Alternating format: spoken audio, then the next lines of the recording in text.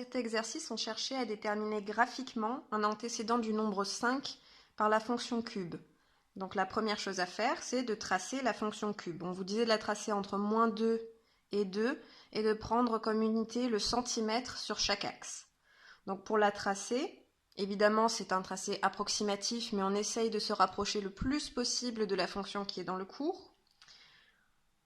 Pour x égale moins 2 au cube, ça vaut -8. Donc on place un point ici, en -8. Moins 1 au cube, ça vaut -1. Donc on place un point en -1. 1 au cube, ça vaut 1. On place un point ici.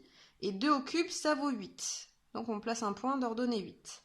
Et ensuite, on relie nos points en sachant que la fonction, elle fait un espèce de zigzag, comme ça, de S. Et qu'en 0, elle vaut 0. Là, on a tracé notre fonction cube de la manière la plus précise possible, même si c'est toujours approximatif. Et maintenant, on cherche un antécédent du nombre 5 par la fonction cube. Donc si on cherche un antécédent de 5, ça veut dire que 5 c'est l'image, et les images, on les place sur l'axe des ordonnées. Donc on place 5 sur l'axe des ordonnées, à 5 cm. Ensuite, on trace une droite horizontale qui passe par 5, et on regarde là où elle intersecte la fonction. Elle intersecte la fonction uniquement en un seul point, ici, qui est situé là. Donc ça veut dire qu'il n'y a qu'un seul antécédent.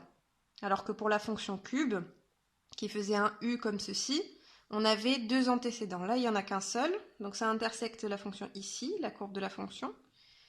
Et ensuite, on projette sur l'axe des abscisses, et sur l'axe des abscisses, on lit environ 1,6 ou 1,7. La valeur exacte, c'est 1,7 et des poussières. Donc quand vous êtes autour de 1,7, c'est que votre tracé est assez précis. On ne va pas plus loin parce qu'on nous demandait un arrondi à 0,1 près, il me semble. Donc la valeur qu'on trouve, on la lit ici entre 1 et 2, aux alentours de 1,7.